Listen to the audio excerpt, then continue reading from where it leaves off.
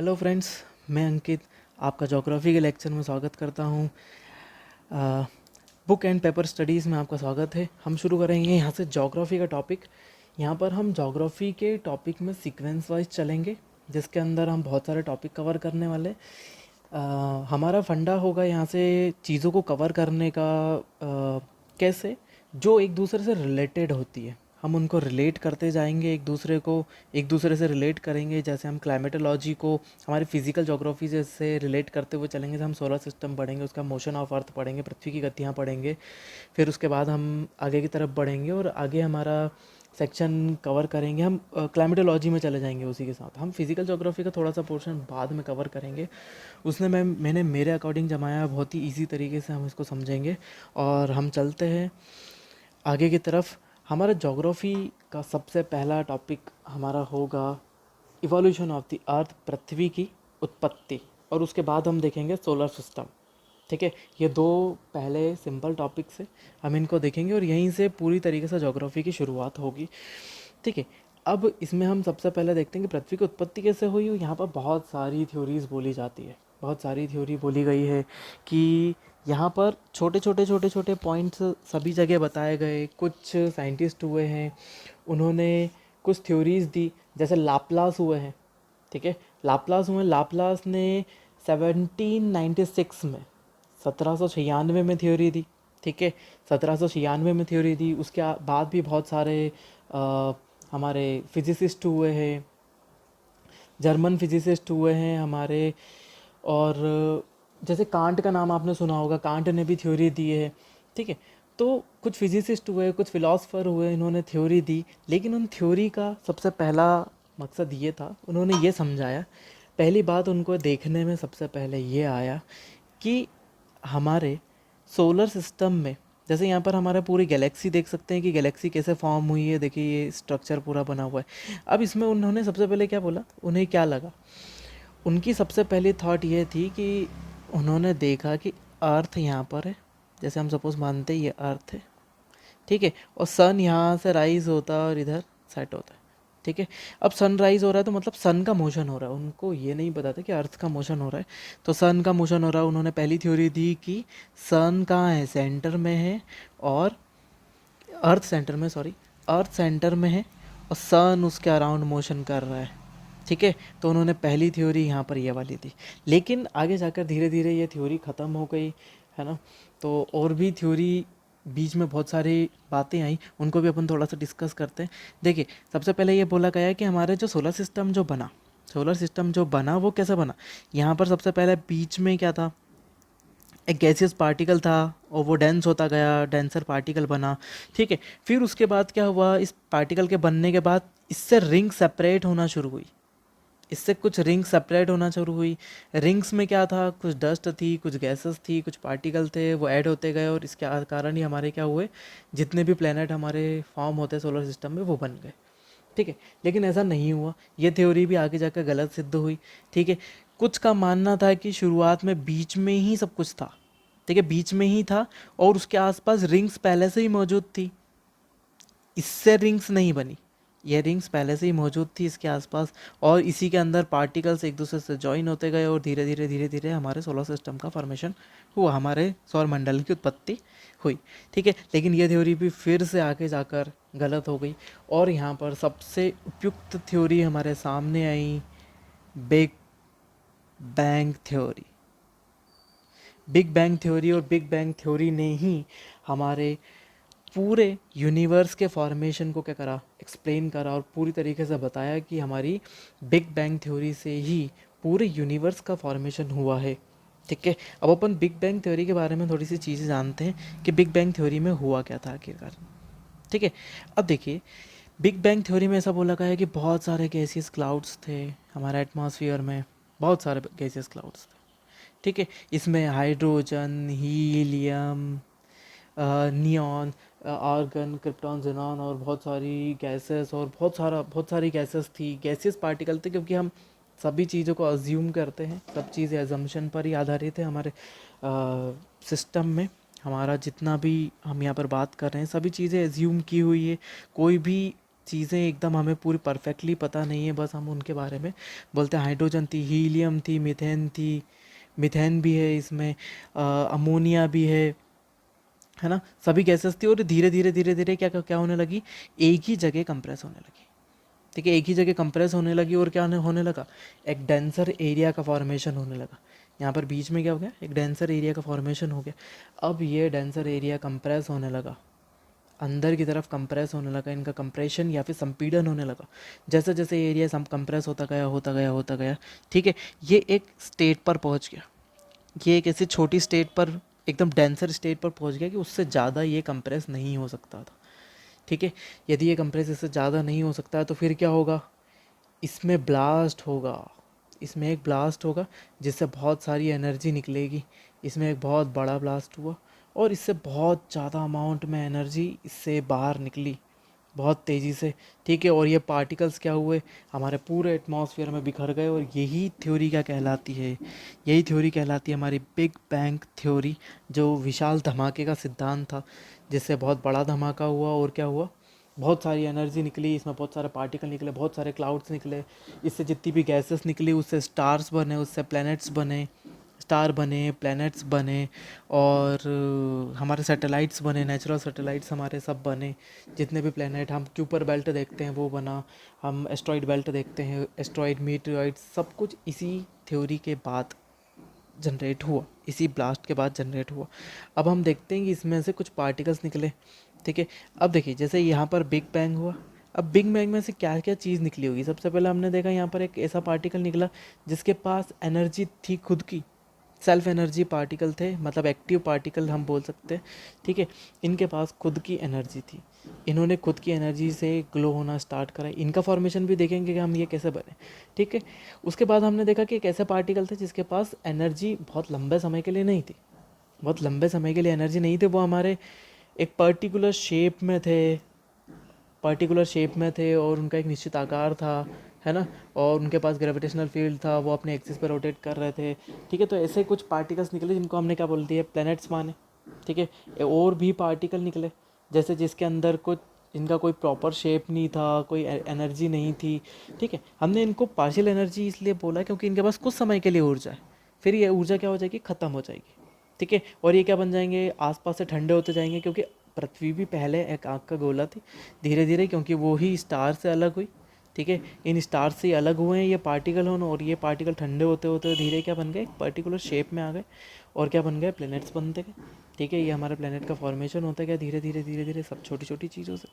ठीक है, अब क्या हुआ, ये 3 प्रकार के पार्टिकल बने। इसमें हमारा सबसे मेन पार्टिकल है कौन सा, फर्स्ट वाला, एक्टिव पार्टिकल, या फिर जिनके पास ऊर्जा पहले से ही मौजूद है। ऐसे पार्टिकल जिनके पास ऊर्जा पहले से ही मौजूद है। अब हम इसकी तरफ चलते हैं कि इसका फॉर्मेशन कैसे हुआ। ठीक है, अब ये हमारा क्या था, यहाँ पर गैसेस कंप्रेस हो रही थी, कौन सी, हाइड्रोजन गैस।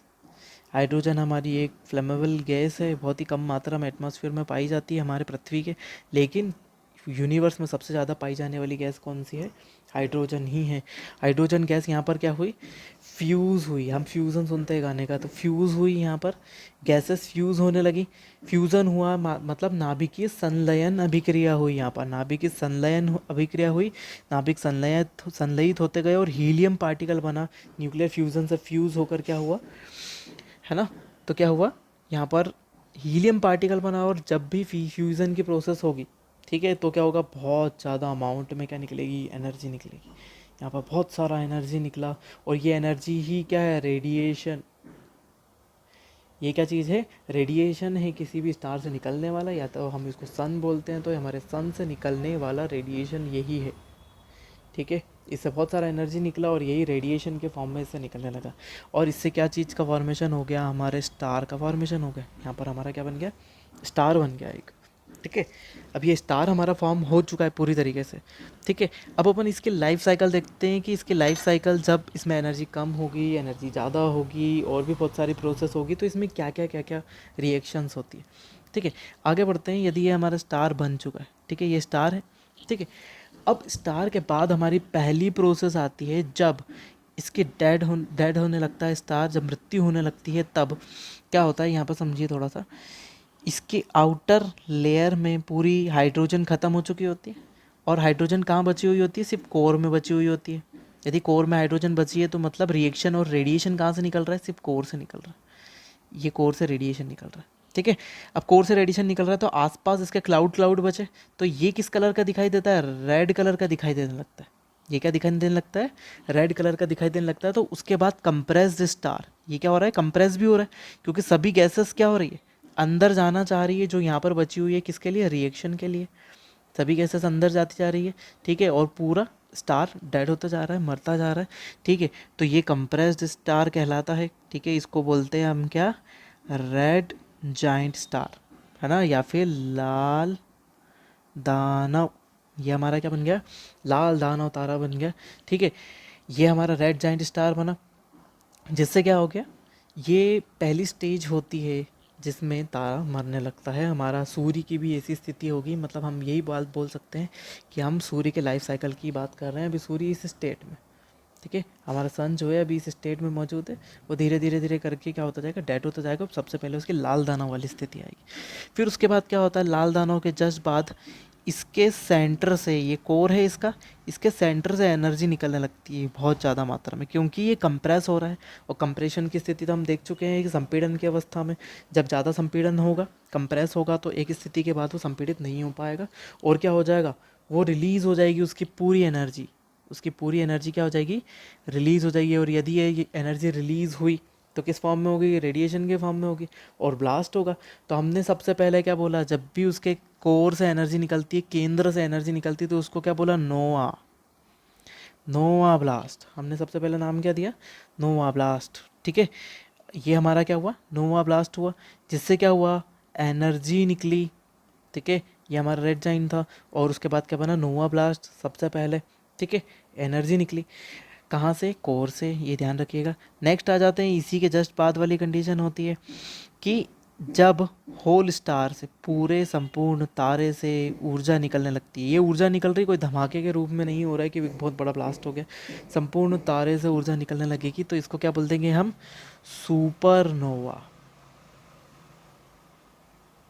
सुपरनोवा ब्लास्ट हुआ हमारा। कौन सा हुआ? सुपरनोवा। इसमें बहुत ज़्यादा अमाउंट में एनर्जी निकलती है, पूरा तारा बहुत तेज़ी से चमकने लगता है, ठीक है।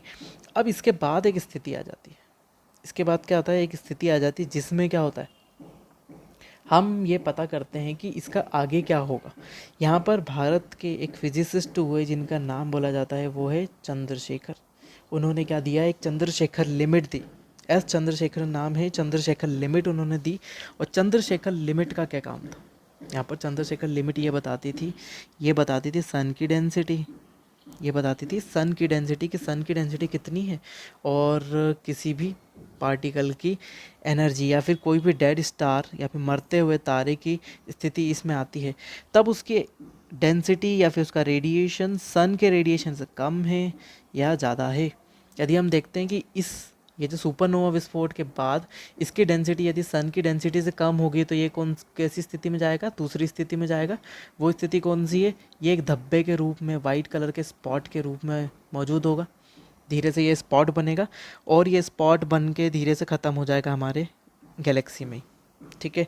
इसको क्या बोला? श्वेत वामन तारा। क्या बोला गया? श्वेत वामन तारा या फिर वाइट ड्वार्फ, ठीक है। वाइट ड्वार्फ या फिर श्वेत वामन तारा बोला गया और यहाँ पर ये इसकी लाइफ साइकिल ख़त्म हो जाती है। इसके बाद इसका कुछ नहीं होता है, ठीक है। नेक्स्ट स्टेज में पढ़ते हैं अपन कि यदि इस चंद्रशेखर लिमिट से इसके लिमिट ज़्यादा होती है तो क्या होता है? ये अलग स्टेज में चले जाता है। ये क्या चले जाएगा? अलग स्टेज में चले जाएगा। क्या हो जाएगा? स्टार और ज़्यादा कंप्रेस होने लगेगा। स्टार क्या हो जाएगा? और कंप्रेस हो जाएगा और डेंसर पार्टिकल बन जाएगा, और डेंसर पार्टिकल बन जाएगा, बहुत डेंस हो जाएगा। लेकिन ये पहली स्टेज होगी जहाँ पर ये अपनी एक्सिस पर भी रोटेट करना शुरू कर देगा, है ना। एक्सिस पर भी रोटेट करना स्टार्ट कर देगा। इस स्थिति को क्या बोलते हैं? पल्सर। इस स्थिति को क्या बोलते हैं? पल्सर। जहाँ पर ये पहली स्थिति होती है जहाँ पर मरता हुआ तारा या फिर डेड स्टार क्या हो जाता है?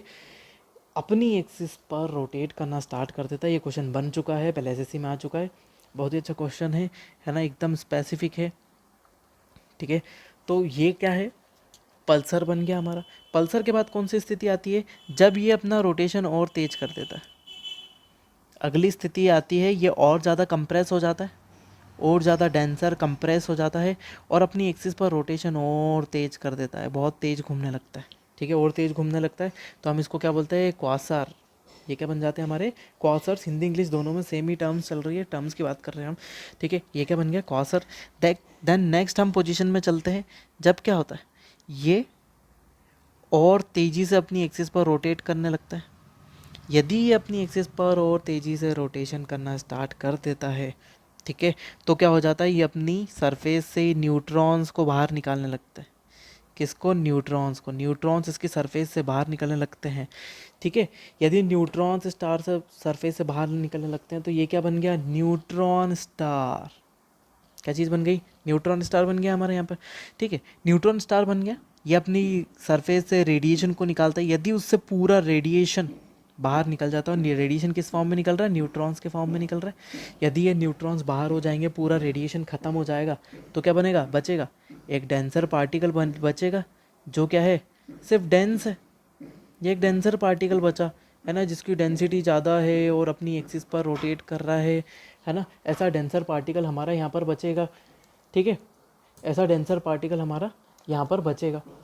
अब देखो इसके आगे की क्या स्थिति आएगी, यहाँ पर आगे की क्या स्थिति आएगी। अब देखो ये डेंस पार्टिकल तो बन गया, तो ये डेंस पार्टिकल क्या कहलाया हमारा, ये हमारा कहलाया क्या, ब्लैक होल। ये हमारा डेंस पार्टिकल क्या कहलाया, ब्लैक होल। अब ये ब्लैक होल तो यहाँ पर बन गया, ब्लैक होल हमारा यहाँ पर बन गया, ठीक है। अब ये ब्लैक होल क्या था, इसके पास बहुत ज़्यादा एनर्जी थी। कौन सी, ग्रेविटेशनल पुल था। क्यों, क्योंकि ये अपनी एक्सिस पर रोटेट कर रहा था, ये अपनी एक्सिस पर बहुत तेज़ी से रोटेट कर रहा था, इसके पास एनर्जी है, ठीक है, इसके पास एनर्जी है, ये रोटेट कर रहा है एक्सिस पर, और क्या कर रहा है, दूसरे पार्टिकल्स को अपनी तरफ अट्रैक्ट कर रहा है। कौन से पार्टिकल को अट्रैक्ट कर रहा है अपनी तरफ, जैसे हमारे दूसरे स्टार्स हो गए, उन सबको अट्रैक्ट करता जाएगा और क्या कर लेगा, अपने अराउंड मोशन कराने लगेगा। मतलब अल्टीमेटली यहाँ से क्वेश्चन उठ के आता है कि हमारी गैलेक्सी का सेंटर क्या है, हमारी गैलेक्सी का सेंटर क्या है, ब्लैक होल है, ठीक है। यहाँ तक की प्रोसेस आपको समझ में आई, ठीक है। एक बार और फास्ट रिवीजन लेते हैं। सबसे पहले स्टार था, फिर उसके बाद क्या बना, रेड जाइंट बना, फिर उसके बाद कौन सा विस्फोट हुआ, नोवा विस्फोट हुआ, नोवा ब्लास्ट हुआ, उसके बाद सुपर नोवा ब्लास्ट हुआ। नोवा ब्लास्ट में क्या, केंद्र से एनर्जी, सेंटर से एनर्जी निकल रही थी। सुपर नोवा में पूरे स्टार से एनर्जी निकल रही थी। फिर उसके बाद यहाँ पर आई हमारी चंद्रशेखर लिमिट, ठीक है। चंद्रशेखर लिमिट में सन की डेंसिटी से यदि स्टार की डेंसिटी कम होगी, ठीक है, तो वो क्या हो जाएगा, वाइट ड्वार्फ बन जाएगा, श्वेत वामन तारा बन जाएगा और ख़त्म हो जाएगा। उसके बाद यदि सन की डेंसिटी से इसकी डेंसिटी ज़्यादा होगी तो क्या बनेगा, पल्सर बनेगा। पल्सर अपनी एक्सिस पर रोटेट करना स्टार्ट कर देगा, ठीक है। पल्सर के बाद बनेगा कॉसर, ये और ज़्यादा डेंस हो जाएगा। उसके बाद बनेगा न्यूट्रॉन स्टार। न्यूट्रॉन स्टार क्या करते हैं, अपनी सरफेस से न्यूट्रॉन्स को एमिट करते हैं, न्यूट्रॉन्स बाहर निकल जाते हैं, है ना। न्यूट्रॉन्स बाहर निकल जाते हैं, यदि न्यूट्रॉन्स निकल गए तो एनर्जी उसकी ख़त्म होगी। कौन सी एनर्जी, रेडिएशन वाली एनर्जी, लेकिन ये डेंस पार्टिकल है। नेक्स्ट स्टेज आती है जब वो क्या हो जाता है, और डेंस हो जाता है, और क्या बन जाता है, हमारा ब्लैक होल बन जाता है, ठीक है। ब्लैक होल बन जाता है और यहीं से हमारी किसका फॉर्मेशन हो जाता है, गैलेक्सी का फॉर्मेशन हो जाता है, ठीक है। अब देखिए हमारी गैलेक्सी तो बन गई, ठीक है। ये वो डेंस पार्टिकल आ गया हमारा, ये हमारा डेंस पार्टिकल था जो अपनी एक्सिस पर क्या कर रहा है, रोटेट कर रहा है, ठीक है।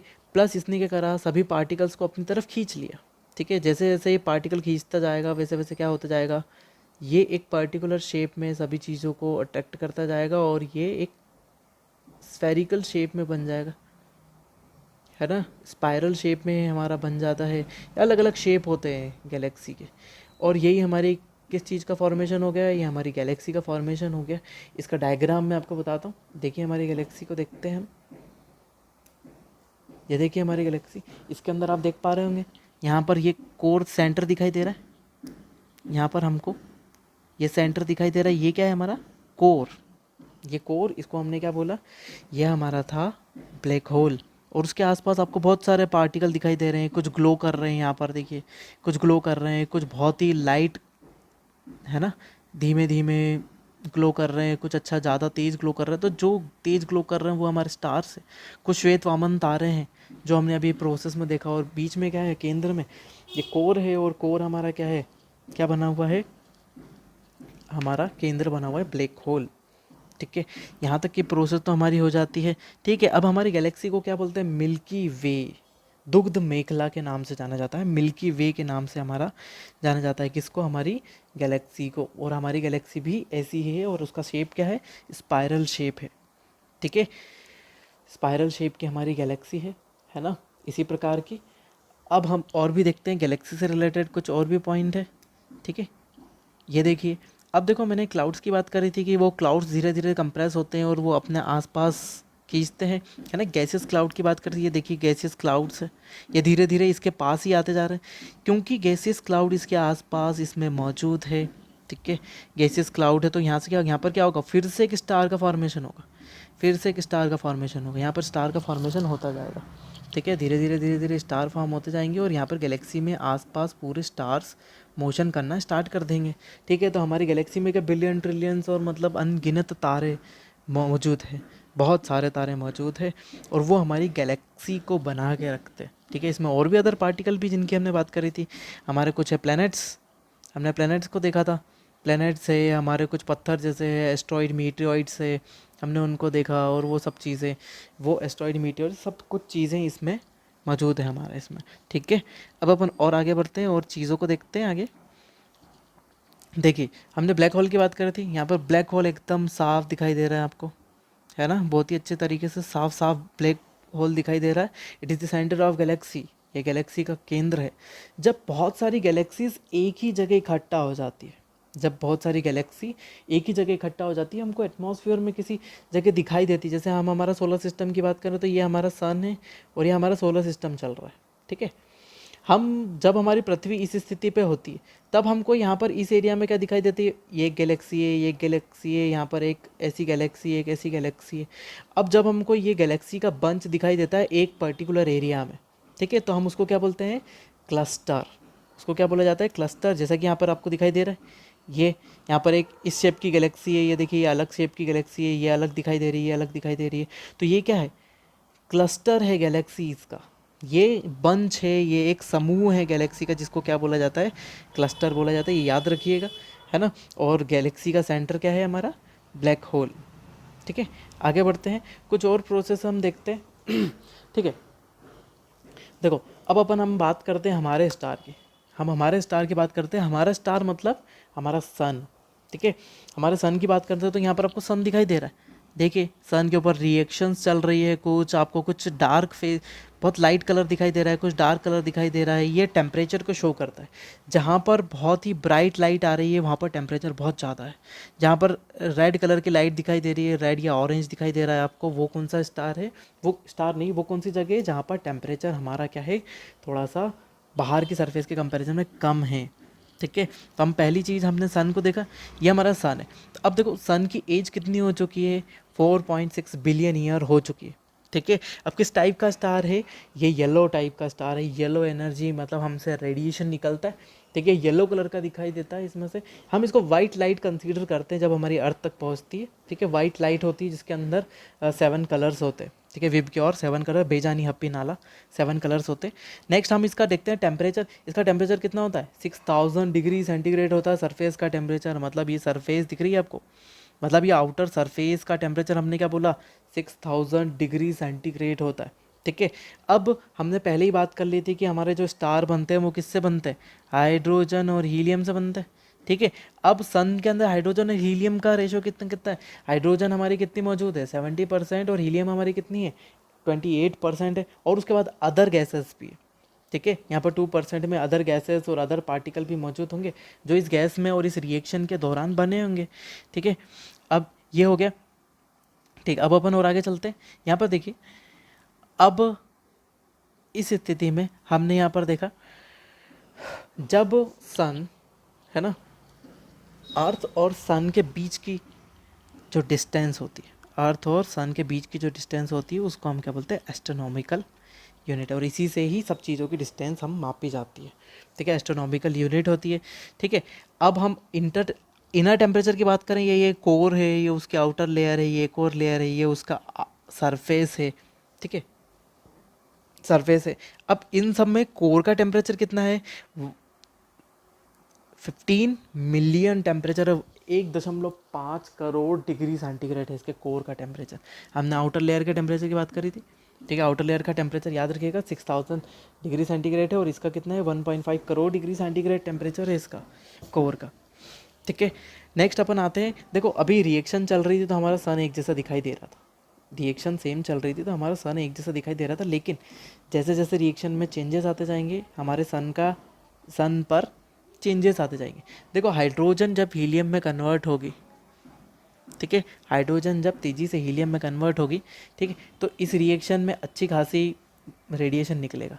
लेकिन जब हाइड्रोजन हीलियम में कन्वर्ट होना कम हो जाएगी, ठीक है, हाइड्रोजन हीलियम में कन्वर्ट होना कम हो जाएगी, तब क्या हो जाता है, उस स्थान पर ऐसे स्पॉट दिखाई देने लगते हैं। क्या दिखाई दे रहा है? ऐसे स्पॉट दिखाई देने लगते हैं और ये क्या कहलाते हैं अपने, सन स्पॉट। सन पर कुछ स्पॉट्स दिखाई देते हैं, वो हमारे सन स्पॉट्स दिखाई देने लगेंगे। ठीक है। यहाँ पर अभी सन स्पॉट क्यों हुए? क्योंकि हाइड्रोजन हीलियम में कन्वर्ट नहीं हो पा रहा है, ठीक है, सरफेस पर। ये रिएक्शन कम हो गई, धीमी हो गई, है ना। इस रिएक्शन के कम हो जाने, धीमी हो जाने के कारण क्या हो जाता है, ये नॉर्मल सरफेस टेम्परेचर से अपना टेम्परेचर कितना कर लेता है, 4000 डिग्री सेंटीग्रेड कर लेता है। यहाँ पर 2000 डिग्री सेंटीग्रेड का अंतर है, तो 6000 वाला ज़्यादा ब्राइट दिखाई देता है, जैसे ये पोर्शन दिखाई दे रहा है, ठीक है। और 4000 डिग्री सेंटीग्रेड वाला अलग दिखाई देता है, जैसे जो हम सर्कल्स में देख रहे हैं, यहाँ पर छोटे छोटे स्पॉट्स दिखाई दे रहे हैं। ये सैटेलाइट से लिया हुआ, थर्मल कैमरे से लिया हुआ पिक्चर है, यहाँ पर स्पॉट्स दिखाई दे रहे हैं, है ना। तो ये हमारा सन था, इसके ऊपर अच्छी खासी रिएक्शन चल रही थी, लेकिन जब ये रिएक्शन कम हो जाती है तो उसके ऊपर क्या आ जाते हैं, सन स्पॉट्स आ जाते हैं, छोटे छोटे धब्बे पड़ जाते हैं काले काले। ठीक है, तो हम उसको क्या बोलते हैं, सन स्पॉट या फिर सौर कलंक, सौर धब्बा या सौर कलंक। ये प्रत्येक 11 वर्ष में दिखाई देते हैं, प्रत्येक 11 ईयर में दिखाई देते हैं। कुछ सालों में ये दिखाई नहीं भी दिए, 80s में नहीं दिखाई दिया, 80 के दशक में नहीं दिखाई दिए, 70 और 80 के दशक में शायद नहीं दिखाई दिए। तब क्या होगा, ये 22 साल में रिपीट होंगे, अगले 11 वर्षों में ये दिखाई दिए। ठीक है, तो ये यदि एक साल में नहीं, 11वें साल में नहीं दिखाई देते हैं, तो ये अगले 11वें साल पे दिखाई देंगे, मतलब टोटल 22 साल बाद ये दिखाई देगा हमको। ठीक है, तो सन स्पॉट कितने साल बाद आते हैं, 22 साल बाद। सन के आउटर लेयर का टेम्परेचर है 6000 डिग्री सेंटीग्रेड, सन स्पॉट आते हैं तो सन स्पॉट का टेम्परेचर कितना हो जाता है, 4000 डिग्री सेंटीग्रेड। ठीक है, ये सब चीज़ें याद रखिएगा, बहुत इंपॉर्टेंट है हमारे एग्जाम पॉइंट ऑफ व्यू से। नेक्स्ट अपन चलते हैं हमारे आगे की तरफ। देखिए यहाँ पर दो और बहुत ही अद्भुत नज़ारे दिखाई दे रहे हैं, बहुत ही अच्छे तरीके से हम इनको समझते हैं कि क्या है ये। सबसे पहले सोलर स्टॉर्म और सोलर फ्लेयर, मतलब सौर आंधी, है ना, और सौर तरंगे। ठीक है, ये सौर आंधी और सौर तरंगों के बारे में हम देख रहे हैं। तो आपको सौर तरंगे दिखाई दे रही है, ये देखिए, तरंगे निकलना मतलब सन से जो रेडिएशन निकलता है वो, इसको हम क्या बोलते हैं, सौर तरंगे बोलते हैं, जो छोटे छोटे फॉर्म में निकल रही है ना। और हमको दिखाई दे रही है, कुछ पार्टिकल रिलीज़ हो रहे हैं। ये सन का सरफेस है, यहाँ पर भी आप देख सकते हैं, देखिए थोड़ा टेम्परेचर कम के कारण यहाँ स्पॉट्स पड़ गए। यहाँ पे देखिए ब्राइट एरिया है ज़्यादा टेम्परेचर वाला, ये उससे कम टेम्परेचर और ये सबसे कम टेम्परेचर वाला इलाका। ठीक है, तो इससे जब भी ऐसा रेडिएशन निकलता है, ठीक है, यहाँ पर आपको दिखाई दे रहा है ये छोटे छोटे छोटे छोटे पार्टिकल निकल रहे हैं। ठीक है, तो ये क्या हो गई हमारी सोलर फ्लेयर। ठीक है, इससे हमारे अर्थ के मैग्नेटिक फील्ड को या हमारे सैटेलाइट्स को कोई नुकसान नहीं होता ज़्यादा। ठीक है, लेकिन जो हम दूसरे की बात कर रहे हैं, दूसरी चीज़ हमारे जो है सोलर स्टॉर्म, यह हमारे लिए बहुत ख़तरनाक है। ये हमारे लिए क्या होता है, बहुत ख़तरनाक होता है। अब कैसे ख़तरनाक होता है, क्योंकि ये क्या होती है, चार्ज पार्टिकल होते हैं। ये क्या होते हैं, चार्ज पार्टिकल होते हैं, और ये एक धमाके के रूप में निकलता है। देखो जैसे यहाँ पर एक धमाके के रूप में आपको ये रेडिएशन जाता हुआ दिखाई दे रहा है यहाँ से। यहाँ पे देखिए ये एक ऐसा ऐसा दिखाई दे रहा है, ये भी धमाके के रूप में निकला हुआ है, एक ब्लास्ट हुआ है यहाँ पर, क्योंकि रिएक्शन बहुत तेज़ हुई। अभी रिएक्शन कम हो रही थी तो क्या पड़ रहे थे, सन स्पॉट पड़ रहे थे, लेकिन जब रिएक्शन बहुत तेज़ हो जाती है तो क्या होता है, एक धमाका होता है। धमाके के रूप में यहाँ पे सोलर स्टॉर्म्स निकलते हैं, है ना, और सोलर फ्लेयर्स निकलती है। ठीक है, इसको एक बार अपन समझते हैं कि ये क्या चीज़ है, कैसे निकली और कैसे बना। ठीक है, हम यहाँ पे देखते हैं। अब देखो यहाँ पर क्या हुआ, इसमें रिएक्शन चल रही है, इसमें सन के इस लेयर में रिएक्शन चल रही है। ठीक है, अब ये रिएक्शन तो चल रही है, अब क्या हो जाएगा, यहाँ पर ये रिएक्शन तेज हुई, तब क्या होगा, ये ब्लास्ट के फॉर्म में ऐसे चलेगी, धमाका हुआ, ये रेडिएशन ऐसी तेज़ी से आगे की तरफ बढ़ने लगी। अब इस तरफ हम क्या देखते हैं, उसके दूसरी तरफ हम क्या देखते हैं, दूसरी तरफ तो हमारी पृथ्वी मौजूद है। ठीक है, दूसरी तरफ हमारी पृथ्वी मौजूद है, तो पृथ्वी यहाँ पर मौजूद है। ठीक है, ये हमारी पृथ्वी, मौजूद है। अब पृथ्वी की क्या है, पृथ्वी की खुद की भी एक मैग्नेटिक फील्ड है, ये पृथ्वी मौजूद है, पृथ्वी की मैग्नेटिक फील्ड है, ठीक है। अब पृथ्वी की मैग्नेटिक फील्ड भी ये चार्ज पार्टिकल उनको अफेक्ट करेगी ना, पृथ्वी की मैग्नेटिक फील्ड भी चार्ज पार्टिकल उनको अफेक्ट करेगी, ठीक है। ये पृथ्वी की मैग्नेटिक फील्ड है, ये चल रही, ये चल रही, ठीक है। ये भी चार्ज पार्टिकल, ये चार्ज पार्टिकल होते हैं अल्फ़ा, बीटा और गामा टाइप के। अल्फ़ा होते हैं डबल पॉजिटिव, बीटा होते हैं सिंगल नेगेटिव, और ये न्यूट्रल पार्टिकल होते हैं, ये भी याद रखिएगा, ये फिजिक्स में काम आएगा आपको, ठीक है। अब ये सब चीज़ें, ये हो गया। अब देखो यहाँ पे ये मैग्नेटिक फील्ड हमारी है, तो ये भी तो चार्ज्ड मैग्नेटिक फील्ड है, तो ये दोनों एक दूसरे को क्या करती है, यहाँ पर कैंसिल आउट करती है, दोनों एक दूसरे को करेगी, कैंसिल आउट करेगी। और ये किस तरफ मूव होगी, ये चार्ज पार्टिकल ये जाएंगे हमारे पोल्स की तरफ, ये चार्ज पार्टिकल हमारे पोल्स की तरफ मूव करने लगते हैं एक दूसरे को कैंसिल आउट करके। अब क्या होता है, ये चार्ज पार्टिकल, हमारी अर्थ में भी एक चार्ज पार्टिकल लेयर है जिसको बोलते हैं आयनोस्फीयर, आयन मंडल, वहाँ पर जाकर टकराते हैं। ये चार्ज पार्टिकल कहाँ पर टकराएंगे, यहाँ पर जाकर टकराएंगे, जिससे ग्लोइंग इफेक्ट, एक चमकदार प्रभाव उत्पन्न होगा। हम इस चीज़ को कहाँ पर देखेंगे, हमारी एटमॉस्फेरिक लेयर वाला चैप्टर पढ़ेंगे हम, वहाँ पर इसको देखेंगे, ठीक है। यहाँ पर एक चमत्कारी प्रभाव दिखाई देगा आपको, ठीक है। उसको क्या बोलते हैं, अरोरा, ठीक है, उसको क्या बोलते हैं, अरोरा, है ना, अरोरा। अब ये अरोरा जो है क्या है, ये सन से आने वाले रेडिएशन का जो हमारे आइनोस्फीयर पे इफ़ेक्ट पड़ता है उसको बोलते हैं अरोरा, ठीक है। सूर्य से आने वाले तरंगों का या फिर चार्ज पार्टिकल का हमारी सतह पर, किस पर, चार्ज पार्टिकल जो है हमारे आयन मंडल पर जो प्रभाव पड़ता है, चमकीला प्रभाव आपको दिखाई दे रहा है, वो क्या कहलाता है, अरोरा। जब ये अरोरा नॉर्थ में दिखाई देता है तो इसको क्या बोलते हैं, बोरियोलिस, ठीक है। अरोरा बोरियोलिस बोला जाता है नॉर्थ में, ठीक है। और साउथ में क्या बोला जाता है, अरोरा ऑस्टियोलिस, क्योंकि ऑस्ट्रेलिया नीचे है, ऐसा याद रखिए। अरोरा ऑस्टियोलिस और अरोरा बोरियोलिस, अरोरा बोरियोलिस ऊपर नॉर्थ में और साउथ में ऑस्ट्रेलिया है, इसलिए अरोरा ऑस्टियोलिस, ऐसा ऐसा याद रखें, जल्दी याद होगा, ठीक है। तो ये अरोरा हमको दिखाई देता है, हम इसको उसमें देखेंगे हमारे एटमॉस्फेरिक लेयर वाले चैप्टर में, ठीक है। यहाँ पर हमारी सन से रिलेटेड, हमारे इवोल्यूशन से रिलेटेड, इन सब चीज़ों से रिलेटेड हमारे टॉपिक होते हैं। और आई होप आपको बहुत अच्छे से समझ में आया होगा, हमारे बहुत सारे टॉपिक है। और बने रहिए हमारे साथ, बने रहिए हमारे साथ, हमारे चैनल के साथ, बुक एंड पेपर स्टडीज़ के साथ। हम मिलते हैं नेक्स्ट चैप्टर के साथ। बहुत बहुत धन्यवाद आप लोगों का, नमस्कार।